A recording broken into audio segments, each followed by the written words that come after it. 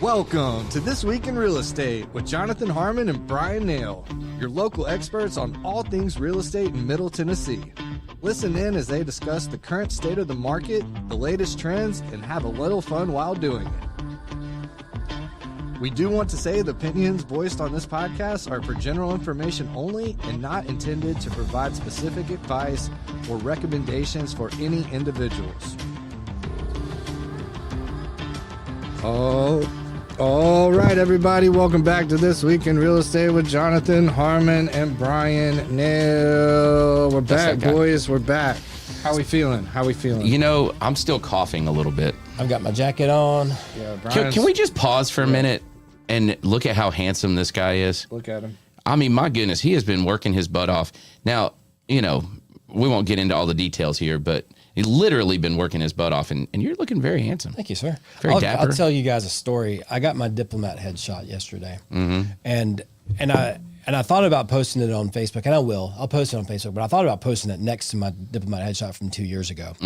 And man, like the physical transformation has been, it's when you see it right there, I don't want to brag, but I've done some good things. Yeah. And so, I mean, I will admit, not without some help. So I was going to post, if I did post them both side by side, I was going to say, I'm thankful for falling in love with the gym and starting to run, and Wegovy, and tailors who can take in a suit, because the jacket's the same jacket from 2 years ago. It still fits great. Yeah, jackets Shout are out to expensive. A1 Alterations over there. A+ Alterations. We need to tag them in the comments there, Trent, because let me tell you, good tailors are hard to find. So I went the other direction with a jacket one time, and there's a tailor across town, and she's Russian and had thick accent, you know. Yeah. And she's working on this jacket, and she's like, you know, there's only so much cloth that I have here to work with. And she actually said to me in a very stereotypical Russian fashion, your better plan would be to just lose some weight. And I'm like, oh, thank you. I appreciate that. Yeah. Rude. Well, no, you know, she wasn't wrong, but all kidding aside, for me, it started with a desire to be in better shape, and so I started going to the gym, started working out, started getting cardio in, but the pounds aren't really coming off, and my doctor had the idea to try semaglutide and got me on that, and that's when, man, things started to change. My complexion, one of the things, not just the weight that's come off, but you look in that picture and my face was a lot redder because I don't know if I was an alcoholic or not. I still have alcoholic beverages, but I was drinking a lot more than, and the semaglutide really kind of curbed the appetite for alcohol. It's the number one challenge to the beer industry right now. It's huge, and it's what nobody's talking about. Everybody's talking about, you know, marijuana drinks, THC drinks, and gummies and edibles and stuff, and that's challenging the alcohol industry, and it is. But then you go throw in the other headwind of people on Ozempics and Wegovys and you know, all of those things, and there's a lot of headwinds in that alcohol space right now. Yeah, it's crazy. Hi, Trent. How you doing? I'm good, man. I'm good. running like crazy. I'm going to do my best to not cough into the microphone, but it is much better than it was last week, so that's good. So I guess we're ready to get started. Yeah, we should get do it. the headlines.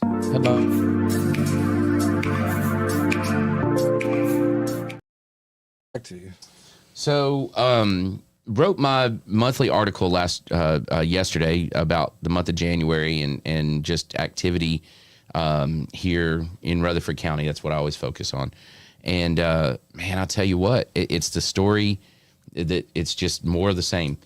And so for the month of January in Rutherford County, so Rutherford County's 350,000 people, 247 closings for the whole month of January. Now, we lost a month, but understand that the closings in January were deals in a week. December. Yeah, we lost a week. Yeah. But those closings in January, again, most of them originated in December, so December was dead. Yeah. Now, January's picked up, and I think February is going to be a little bit better, but still, 247. The Middle Tennessee Association of Realtors membership is just over 2,000 people.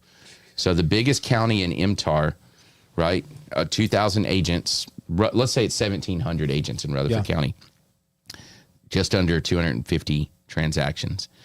So, I mean, that's 1 or 10% of all the agents, basically a little over. Let's say it's 15%. If you did the real math on that and backed out all the ones who had multiple transactions, I had 2 of those. and how did you feel having 2 transactions? Did you feel pretty busy or pretty slow? Very slow. Yeah. So like that's huge, or the absence of huge is what that is. So it's interesting. So here's what I'll tell you, and this is my hot take on it.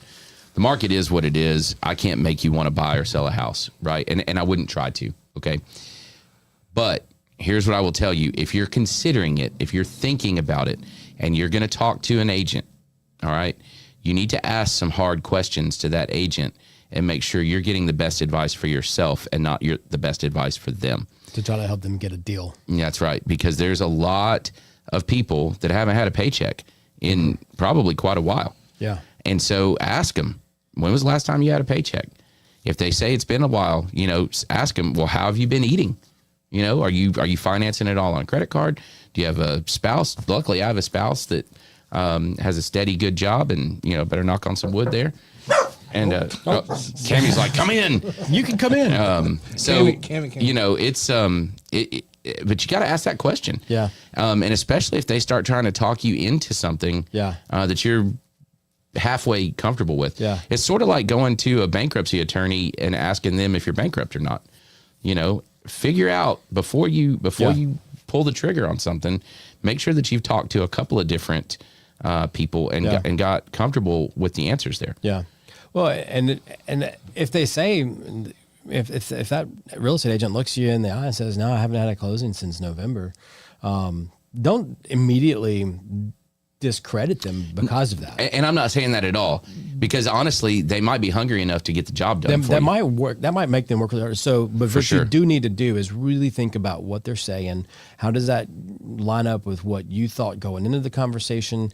And if it doesn't, then go get another opinion or two. Mm-hmm. But you got to have all the context. Yeah, that's my point. Yeah. Right.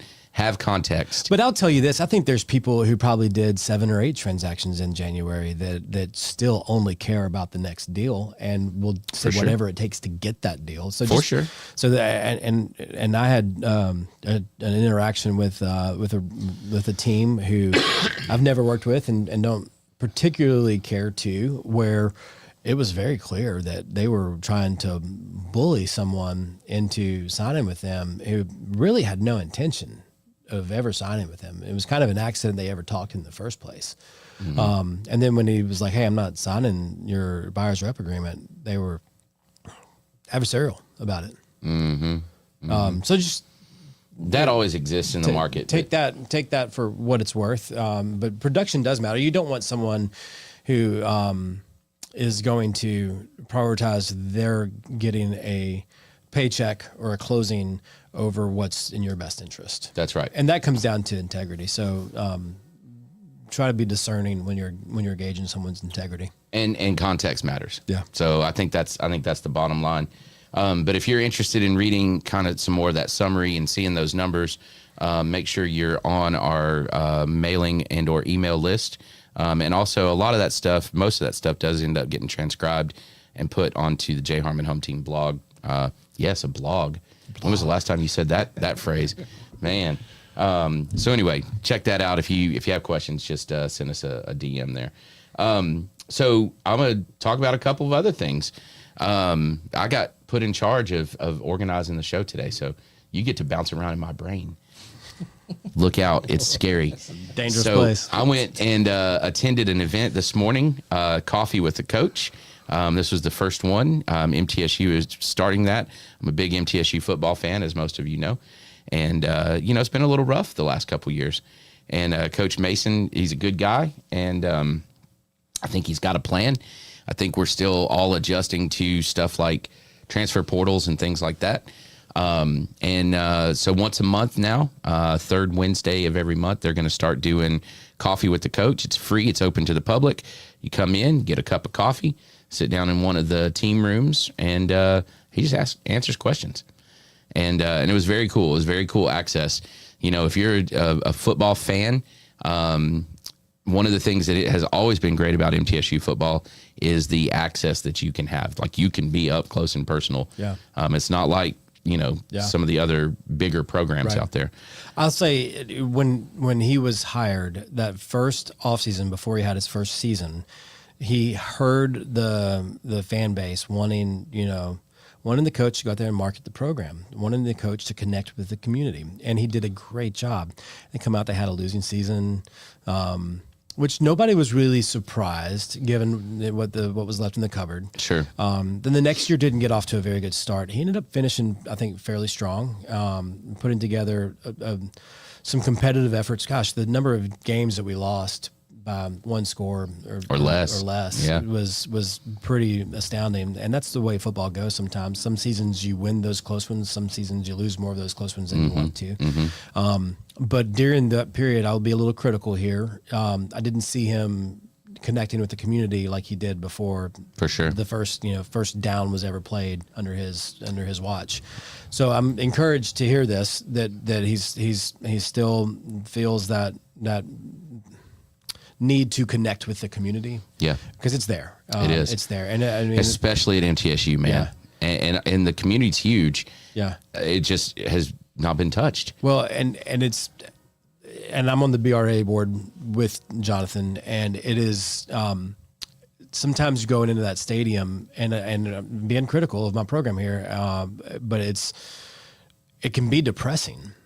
And I'm calling a spade, but to fix it, you gotta have some wins. And you gotta have a coach that's connecting with people, and you gotta have a program that connects with people. You got to give people a reason to want to come, and some of that is personal invite. I mean, it has to be at that granular level like that. Yeah. And some of it is people like us. They're like, hey Trent, what are you doing this weekend? Nothing. Excellent. I've got a ticket. You're coming with me. Yeah. Right. And we gotta do that. And it's, those of you that are true blue fans, and, I know a few of you guys that no matter what the record is, you're going to show up. We got to start dragging some folks into that stadium and, man, get them drunk. I don't care how you do it, but whatever you got to do. Get them from the parking lot and the tailgate scene and into the stadium. Yeah, that's sometimes a challenge. It's going to happen. And I feel good about it. And, it really just takes decisions on individual levels that you're going to support your alma mater. And honestly, if it's just alums that would choose to do that, we'd be fine. Yeah. We'd be fine. Yeah. Yes, obviously we want to engage the rest of the community for sure. No doubt. Yeah. But just the alums. Do you know there's over 100,000 MTSU alums within an hour and a half drive? Yeah. I did know that. It's crazy. It's wild. We only seat 30,000 in our stadium, y'all. The previous coach, will be less than that now. Yeah, it's like 28. I think. It's less than that now with the stadium renovation. The previous coach did this for one season, and it was so freaking cool. And you had to give to the BRA at a certain dollar level to be able to get access to this. But it wasn't like a stupid number. It was very approachable.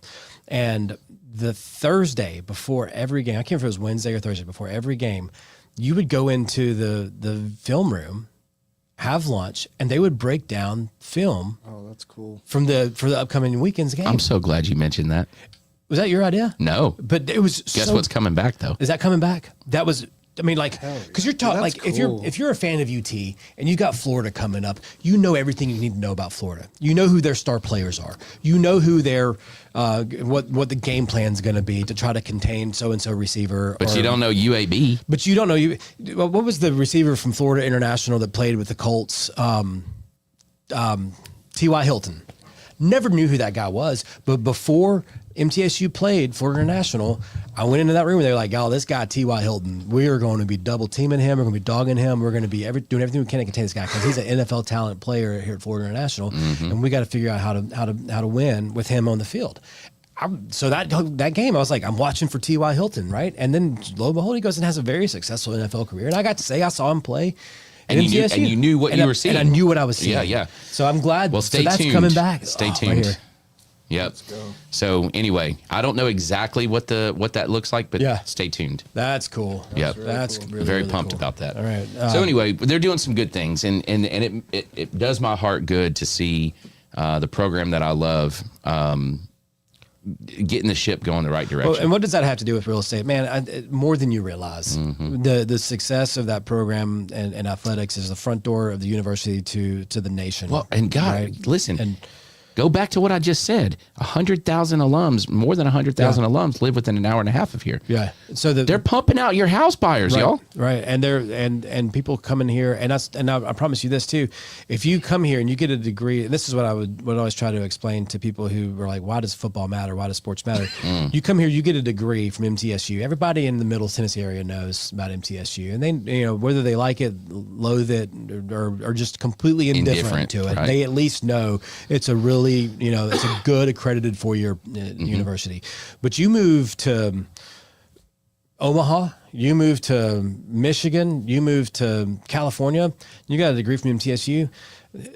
What does that mean? A couple of industries they're going to know within the industry. Right. But other than that, when you're trying to get a job with a big, with a big corporation in New York City, and you're trying to make it there, and they're looking at your resume and like, this guy went to some community college in Tennessee. This is what they're going to think, right? So, but when we beat Michigan State, when we turn around the next year and we beat Minnesota, was it Minnesota? We got beat by Minnesota. We beat. No, we beat Minnesota. We got beat by Minnesota in the NIT, but then the next year we turned around and we got beat by Butler in the second round of the tournament following. Back-to-back years, we beat two big teams. Yeah, I'm pretty sure it was Minnesota and Michigan State, and we were double-digit seeds in both of those. Those kinds of things bring national recognition to your degree. Us beating Miami in football. And they add value to your degree, whether you want to admit it or not. It does. It brings notoriety, and familiarity adds value. That's exactly right. So what does it have to do with real estate? It has everything to do with just the successful business environment of this community. That's it. All right, last thing I'm going to bring up for my real estate agent friends. I have been hit twice with a solicitation for what I can only assume is some type of scam.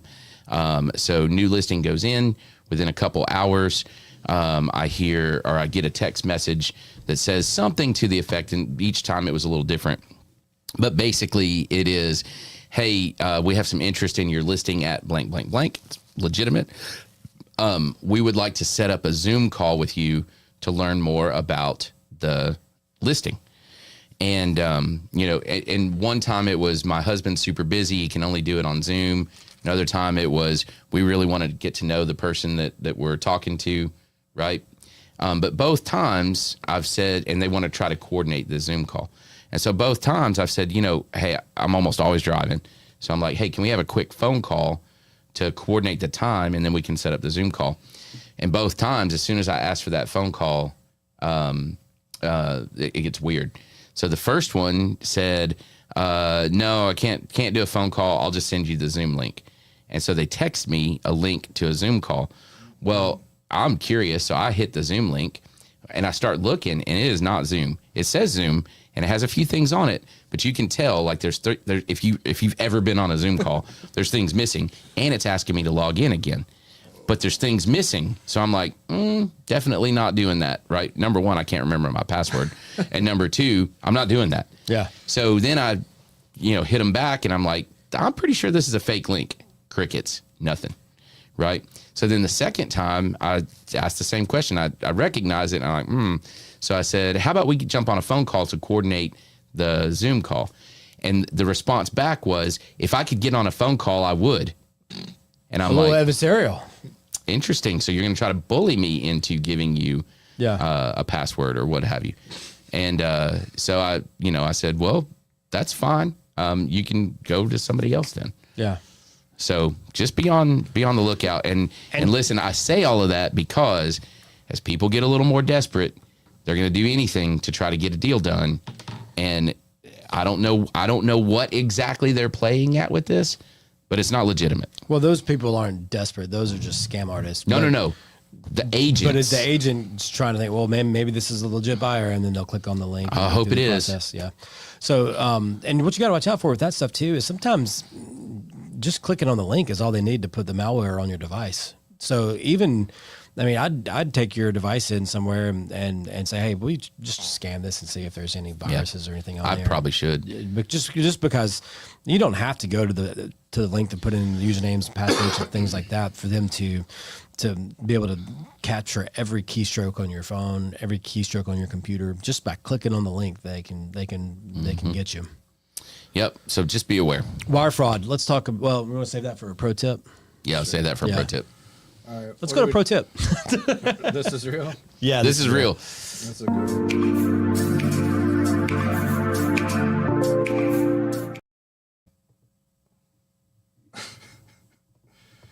Okay. Just a little busy. They love their kids. They do. I got gingerbread houses over there. Oh, yeah, they sure do. Cheez-Its. The holidays are a busy time. The holidays, Yeah, they are. It's hard to declutter. Yeah, before you take pictures. Yeah.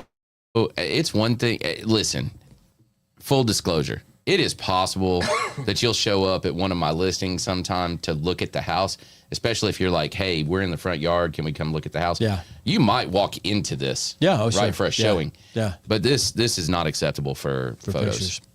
I like the tile they chose. Big squares. Oh, I didn't even look at that. I was too busy looking at everything else. Yeah. Yeah. I could go for some Cheez-Its, though, myself. Oh, those extra toasty ones. Yeah. Delicious. Let's go pro tip. Pro tip. Moving on.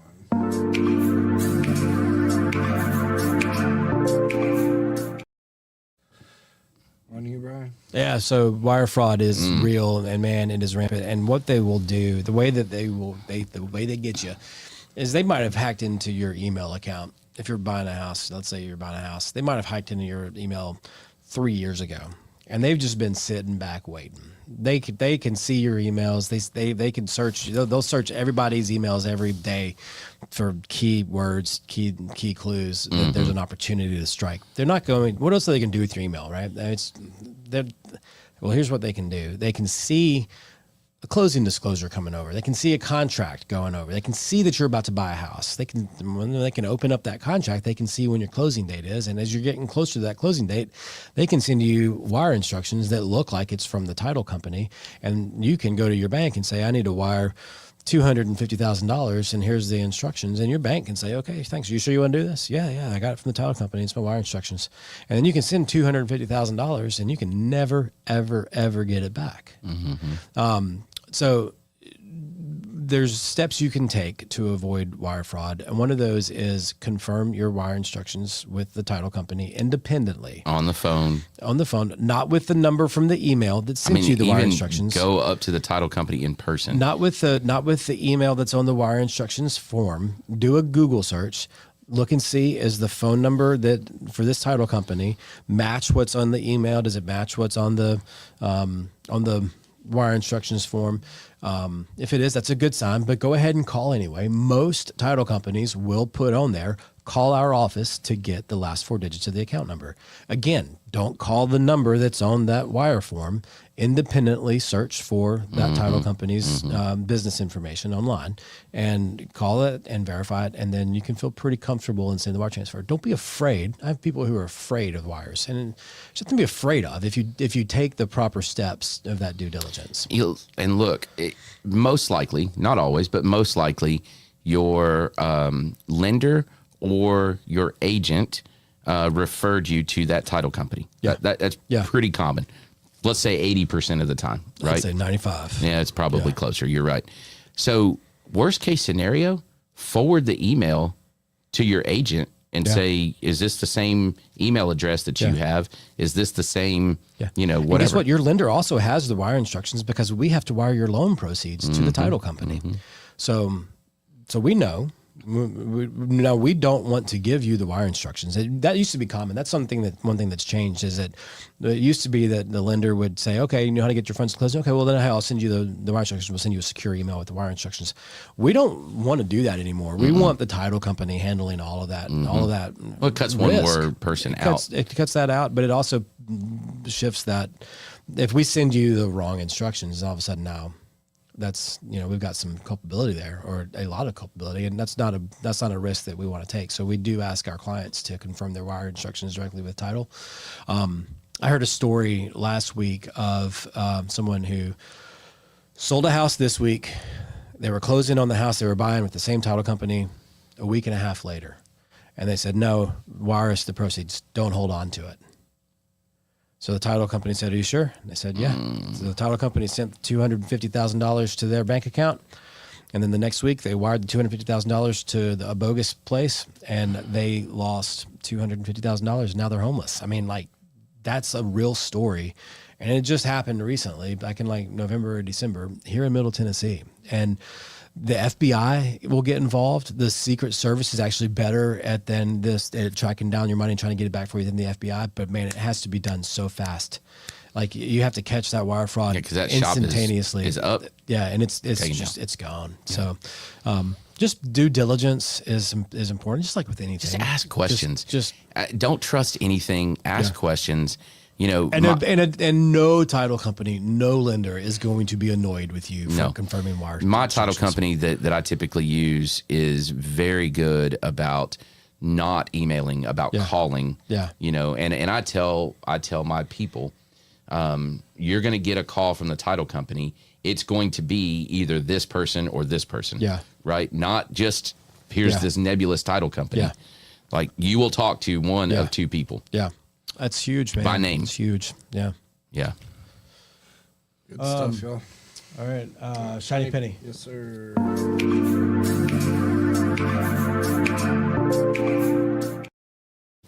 All right.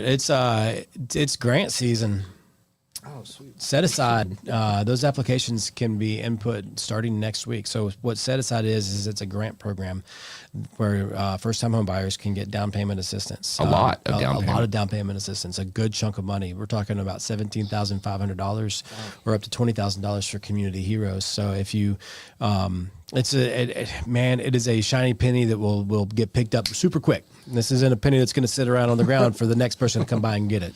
So if you want to buy a house and get this kind of down payment assistance, you need to be talking with the lender yesterday about getting pre-qualified and trying to get a house under contract within the next 10 days. What does a community hero entail? Man, Trent, I'm glad you asked. I can send you something to put in the comments. There's a long list, but long story short, you're looking at people who work in first responder fields, teachers, things. Teachers, sick, cool. Yeah, that's what I was asking. So here's a couple things about this, and I love this program. You can marry it up to just about any kind of loan program. Sure can. So you can marry it up to like VA, correct? Marry it up to THGA, all of it. Yep. Yeah. So that's great. Number one. But also, what's awesome about this, from my perspective, is I'm telling you over and over and over and over that the market is good right now for buyers, and especially first-time buyers. If you can deal with the rate, if you can get pre-qualified, you can do the payment. What this does for somebody's purchasing power, because now if you can get the seller to pay $10,000 in closing costs, you don't have to use the $17,500 for closing costs. You can use it for rate buy down, down payment. You can use it for the down payment. You can use whatever's left over. Let's say your down payment's $12,000. You got $10,000 in seller credits come from the seller. You can use the other rest of it to buy the rate down. And now your purchasing power has just grown. But you love it. I love it too. There's a hate to it that I also because when it runs out, it's gone. Because that's the sense of urgency. That's the sense of urgency. There is an absolute sense of urgency with this. Yeah. And this isn't commission breath trying to tell somebody, hey, buy a house right now. It's legit. This will go away and it will not last for long. Well, and it can be the difference in FHA versus conventional for you. Yeah. If you can use it towards down payment, you have a finite amount of cash. You get this cash, and we get you a seller credit. Yeah. All of a sudden, your purchasing power is tremendously different. I've had clients before where we've gone FHA solely because the debt to income limit for FHA goes to 55% with 3.5% down. If they're putting down 3% with conventional, it's 45%. So there have been people with great credit scores that have had to go and do FHA just to get the house, the payment where it needs to be for their qualification. Yeah. So yeah, this can make a huge difference. Awesome. All right. If you're interested in that, give me a shout. We'll get you with Brian, or give Brian a shout, whatever. But let's start looking at houses. My calendar's empty this weekend, so let's do it. We got to get it under contract. No, so that's my shiny penny, man. We're there. We're 10 days out from the very first real beer festival here in Rutherford County, and Cabin Fever Beer Fest is next Saturday, the 28th. Tickets are still on sale. This is benefiting Read to Succeed. It is benefiting Read to Succeed. A good cause. Yep. We've got less than 10 VIP tickets still available, and then a bunch of general admission available. General admission won't sell out. It won't sell out, but it's going to be a crowded event. Oh, my gosh. It is going to be a blast, y'all. Yeah. So we are making sure some of the vendors bring non-alcs. So if that's more your thing, that's going to be available. There'll be all kinds of stuff, and it's going to be a blast. Yeah. I know what I like in a beer festival, and since we got to put it together, we made sure it was there. Yeah. So, good. And if you know Joey Fletcher, his key word, his buzzword always is party. Let's party. And he's been helping as well. Yeah. So he says that so much. All the time. Party. It's so funny. That's his filler word. I say he says party. He's like, how you doing? Just partying, man. Yeah. I'm like, that's so good. Well, I got one shout out. My wolf pack beat the brakes off the Tar Heels last night, and I'm still on cloud 9. Yeah. Biggest victory against Carolina since 1962. Wow. Outstanding. 82 to 58. Go pack, baby. That's phenomenal. That is great. Go wolf pack. All That's right, great. Nobody looks good in baby blue anyways. It's facts. Titans up. Yeah. I know. Something else. Something Tennessee. The only color worse than baby blue is orange. Yes. So there's There's baby blue and then there's love you blue. yeah. Shout out to the Carolina fans that pull for Tennessee football. Those are my favorite. Yeah. Sorry. Yeah. Last one. That was a little dig. All right. Spread the positive. Sorry. Oh, you're positive about that for sure. I am positive about that. So anyway, I think that's it. I think we're done. That was a good show, y'all. All right. We'll see y'all next week. Cheers. Cheers.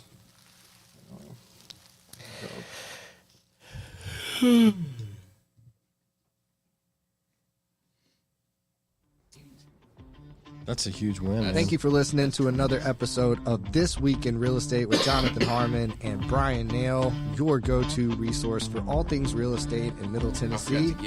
Be sure to like, share, follow, subscribe, and leave us a 5-star review. We will see y'all on the next one. I did. Now for the nitty-gritty.